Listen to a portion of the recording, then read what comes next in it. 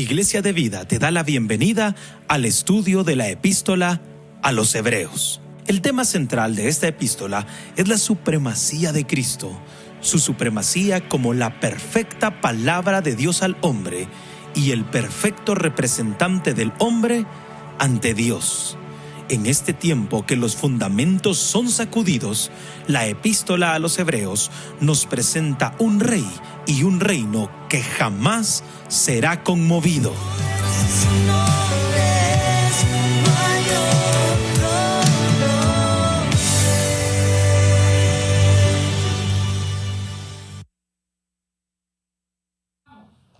Amén. Buenas noches, hermano Danilo, hermanos amados que están ya con nosotros, listos para estar en este servicio de estudio de la palabra de Dios. Bienvenidos, Dios les bendiga. Vamos a orar un momento. Padre celestial, estamos agradecidos una vez más contigo por todo tu amor, Señor, por esa invitación preciosa de tu palabra a buscar tu rostro, a clamarte.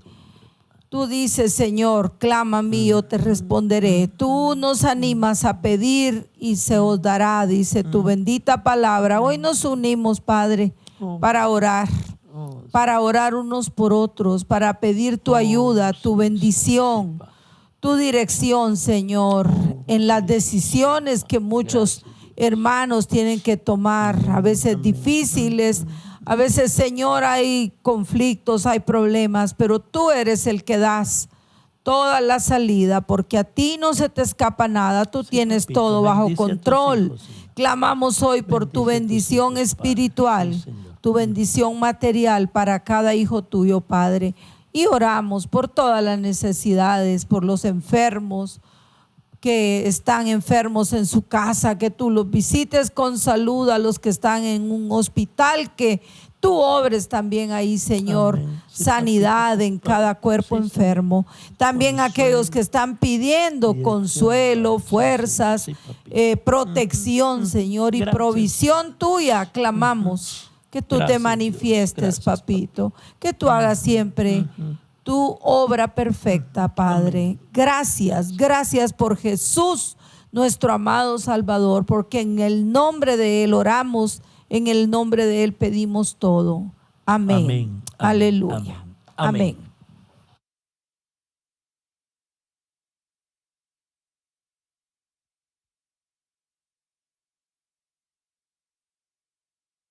Buenas noches, amados hermanos. Dios les bendiga. ¿Qué Buenas tal, noches, hijo? papi. Estamos estudiando ya el versículo 1 del capítulo 2. Leámoslo nuevamente, por favor. Por tanto, es necesario que con más diligencia atendamos las cosas que hemos oído, no sea que nos deslicemos. Amén. Decíamos entonces, hermano, que el capítulo 1 presentó una enseñanza doctrinal. Exacto. Amén. De los principios o fundamentos que sostienen la fe. ¿Y ahora? El capítulo 2 viene y hace una aplicación. Y esto, fíjate, Pablo, es una cosa preciosa también del libro de Hebreos, de saber de que él va a presentar un punto doctrinal, o sea, un principio bíblico, lo aplica. Otro punto doctrinal, lo aplica. Otro punto doctrinal, lo aplica. Algunas cartas, tenemos, digamos, por ejemplo, Romanos, del capítulo 1 hasta el capítulo 11 es doctrina. Ahí se desarrollan muchos puntos y bases fundamentales del evangelio. Y del 12 hasta el 16 práctica. Exacto. Pero aquí hace como un sándwich. Pone el principio bíblico, la aplicación. Principio bíblico, aplicación. Exacto. Principio bíblico, aplicación. Y esta es la primera de muchas que va a presentar. Y es que una cosa que yo pensaba ahorita que estabas hablando es, hermano, es necesario entender que la doctrina tiene que ver con la práctica. Es que ese es un principio fundamental que lastimosamente en la iglesia latinoamericana como que se descuidó y se llegó hasta a perder en algún punto. Se hacían cosas sin tener idea de por qué o para qué. Porque creemos muchas cosas, pero hacemos diferente a lo que creemos. Y fíjate que lo hemos dicho varias veces, pero creo que es buen momento para recordarlo. Mucho cristiano evangélico vive como católico y expresa su fe, piensa como católico. Entonces aprendamos que la doctrina no es mala, es necesaria. Ayer hablábamos en el programa anterior de la doctrina de Dios, de la doctrina de Cristo. Mire, ¿por qué esa eterna inseguridad que algunos pastores le quieren poner en el corazón a mucha gente? Es un dejo católico. Exacto. Cuando decimos un dejo católico, queremos decir que no lograron sacudirse esa cultura católica al convertirse al Evangelio. Así ¿verdad? es. Ahora, este versículo 1 es la primera advertencia de muchas que aparecen a lo largo de esta epístola. Ahora, para comprender lo que aquí está diciendo, es necesario estudiar el contexto. Exacto. Ahora, ¿qué cosas aquí son importantes en el contexto? Primero, esta carta está dirigida a una segunda generación de creyentes. Esto es muy importante. Esto es muy importante. Sí. Ahora, ¿esto es que a vos se te ocurrió? No, eso lo dice Hebreos 2:3. A ver, ¿cómo dice ahí? ¿Cómo escaparemos nosotros si descuidamos una salvación tan grande, la cual, habiendo sido anunciada primeramente por el Señor, nos fue confirmada por los que oyeron? O sea, ellos no son de la primera generación de creyentes. No son los que vieron el ministerio de Cristo, no fueron los que oyeron las palabras directamente de Cristo, son los que escucharon a esa primera generación confirmar lo que la palabra dice de Cristo. O sea, esta gente, estos convertidos a los que se escribe esta epístola o esta exhortación, como dice en el capítulo 13 de Hebreos, era gente que no conoció a Jesús físicamente, exactamente. Nunca lo oyó personalmente. Pero sí escucharon a los creyentes que vieron a Cristo personalmente. Por eso a ellos se les llama creyentes de segunda generación. Ahora, no eran nuevos convertidos, eso no es lo que está diciendo el versículo, porque mire lo que dice Hebreos 5:12. A ver, ¿qué dice Hebreos 5:12? Porque debiendo ser ya maestros, después de tanto tiempo, tenéis necesidad de que os vuelva a enseñar cuáles son los primeros rudimentos de las palabras de Dios. Y habéis llegado a ser tales que tenéis necesidad de leche y no de alimento sólido. Muy bien. Entonces, ¿a quiénes fue dirigida esta epístola? Fue dirigida a cristianos de segunda generación. Ahora, ¿por qué es importante? ¿Por qué es importante estudiar esto? Pongamos un ejemplo. Una panadería famosa en su cuadra, en su barrio, colonia. en su pueblo. Una panadería famosa. ¿Y quién hacía el pan? Doña Juanita. Muy Doña bien. Mila. Qué rico el pan de Doña Juanita. Pero Doña Juanita se murió y los hijos de Doña Juanita Hacen se el quedaron con el negocio. Ya esta panadería, los que la dirigen son una segunda generación. ¿Será igual el pan de Doña Juanita que el de esta gente de la segunda Habría generación? que probarlo. Es decir, por eso es que se le llama creyentes de segunda generación. Exactamente. Entonces, y esto tiene mucho que ver. Mucho que ver. En lo que están recibiendo. En lo que reciben, en su forma de adorar, de alabar, de mantenerse en medio de las pruebas y las dificultades. Y es que ¿verdad? sobre todo en ese punto es bien importante porque esta gente está enfrentando pruebas, pero no pruebas de muerte. No están arriesgando la vida. Eso lo dice Hebreos 10:34. Vayamos juntos. Porque de los presos también os compadecisteis, y el despojo de vuestros bienes sufristeis con gozo, sabiendo que tenéis en vosotros una mejor y perdurable herencia en los cielos. Amén. Nos estamos haciendo una pregunta. Para entender lo que significa el capítulo 2, Verso 1. verso 1, o la exhortación del capítulo 2 de los primeros versículos, queremos entender a quiénes fue escrito. ¿Qué hemos dicho hasta aquí? Primero, No eran creyentes de primera generación, eran ya la segunda generación de creyentes. ellos nunca vieron a Jesús hacer un milagro, nunca oyeron una enseñanza de labios de Jesús. Aunque no están recibiendo la carta como nuevos convertidos, ya tenían sus ditas. Y la tercera cosa que estamos diciendo es que sí, enfrentaron algunas dificultades, tales como metieron a la cárcel a algunos por su fe. Les quitaron sus bienes. Les quitaron sus bienes.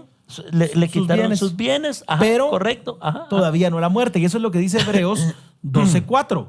Porque aún no habéis resistido hasta la sangre, combatiendo contra el pecado.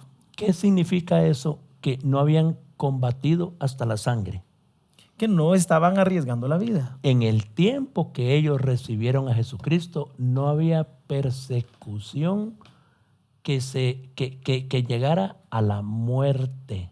No habían matado a ningún creyente de su congregación. Fíjese hermano, que los escritores, digamos de 1970 para atrás, gente, estudiantes bíblicos profundos, gente de Dios, hermano, ellos dicen que esta no era una iglesia grande, era un grupo pequeño de personas, pero que eran muy como muy buscadores de la palabra, Sí, pues. muy estudiosos de la palabra. Era un grupo especial. Era un grupo especial al que se les está escribiendo esta epístola. Y tienen esas características. Pero donde ellos estaban viviendo, del grupo de ellos, a nadie habían matado por ser cristiano. Estaban ellos recibiendo consecuencias como perder sus terrenos, perder su familia. Ir a la cárcel. Pero ellos no habían visto a un hermano amarrado en un poste siendo quemado Como una antorcha. por su fe. Y posiblemente eran personas intelectuales. Eso también lo dice Hebreos 13:22.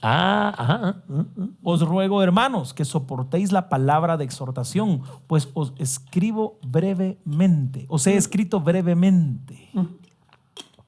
Era un grupo especial de personas y entonces esta no es una carta de instrucción, sino más que todo es como una exhortación, es un ánimo el que Valoren lo que tienen, valoren su salvación. Ahora, ¿por qué es importante entender esto? Porque esta advertencia deja ver claramente que el apóstol Pablo temía que sus lectores se separaran poco a poco de su profesión pública de fe, de tal manera que su fe dejara de tener influencia en sus vidas y la de los demás. Fíjese, hermano, que la primera persecución de muerte que hubo fue bajo Nerón en el año 64.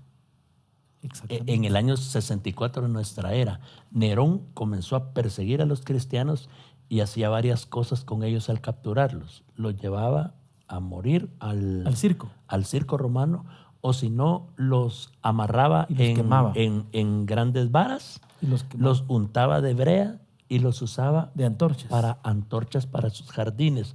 O sea, Nerón dijo, matemos a los cristianos.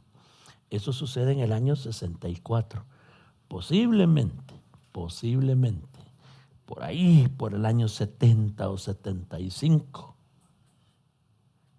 o 60 y algo, 60 y poquitito Finales más ahí de los para 60. allá. Es el tiempo en el que se escribe esta epístola, porque viene otra persecución. Fuerte, difícil, con Domiciano. Y entonces sí, y si ellos en este momento que no los han apretado ya estaban a morir, ya comienzan a rascarse la cabeza y decir, ¿será que me conviene ir al culto? O mejor, vale la pena esto. sigo a Jesús y me quedo aquí en la casa. Y es que es donde tiene tanto sentido todo lo que leímos en el primer capítulo.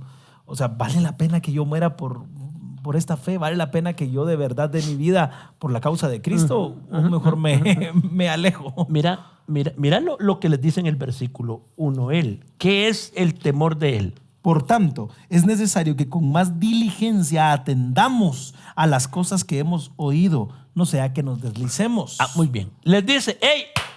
Diligencia.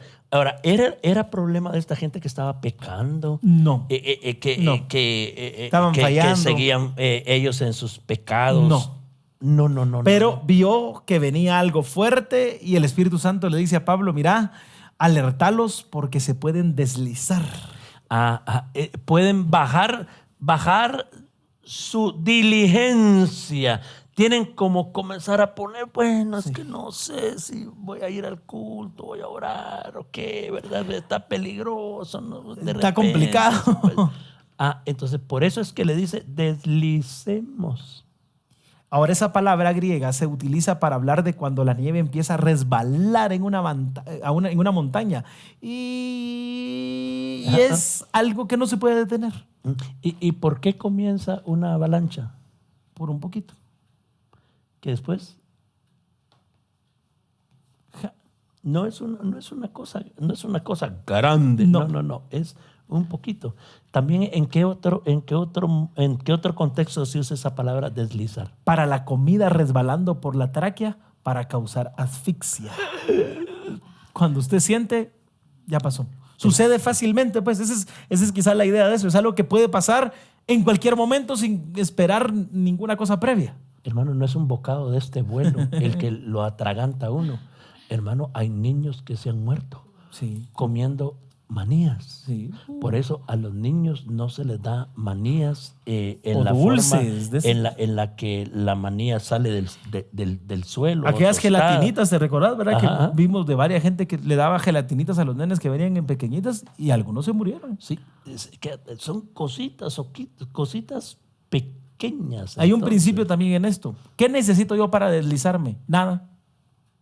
Nada, o sea, no se necesita nada. No hacer nada. Usted deje de orar, deje de leer la Biblia. Y entonces, ¿qué va a pasar? Usted va a deslizarse. Cuando yo pierdo la fe, cuando la fe empieza a disminuir, cuando la fe empieza a bajar, es algo lento. No es una partida repentina, no es algo que pasó en 2 segundos. Es algo que va lento, lento, lento. Mira, hermano. Usted mira el último hachazo que le pegaron al árbol, pero el último hachazo no es el que bota el árbol. Es la suma Es la suma de todos los hachazos que sufrió. Pero es lento, lento, lento. ¿Te recordás, Pablo, en Hechos 16:30 que el carcelero le hace de una pregunta a Filipos, Pablo? ¿cómo? Hechos 16:30. Mire lo que dice. Y sacándolos les dijo: señores, ¿qué debo hacer para ser salvo? Pablo le respondió a la pregunta: ¿qué debo hacer para estar perdido? Es que mira pues, Pablo. ¿Qué tenés que hacer vos para ser salvo? Creer. Ahora, para estar perdido, pues ya estás en esa condición. Ya estoy ahí, ¿verdad? Ajá. Entonces, la misma respuesta para ¿qué debo hacer para ser salvo? La misma respuesta para ¿qué debo hacer para estar perdido? Es la misma. Nada. Es que tenés que creer, solo creer. Y para estar perdido, pues nada, yo estoy perdido. Correcto. Haciendo nada es suficiente para que la corriente del mundo, la de la carne o la del diablo, nos conduzcan a deslizarnos. Así es. Ahora, ¿cuál sería entonces la protección contra el desliz? Cristo como ancla y timón de nuestra vida. Tener a Cristo como ancla, como timón, como la base. El ancla nos sostendrá a la verdad, mientras que el timón nos guiará por esa verdad. Ay, sí. Cristo, solo Cristo. ¿Qué Cristo? Es excelso, es más grande que los ángeles. Superior a todo. Esa palabra superior, superlativa de Dios para nosotros. Nos sostiene y nos guía por esa verdad. Qué precioso, ¿verdad? Amén. Seguimos nuestro estudio la próxima semana. Amén.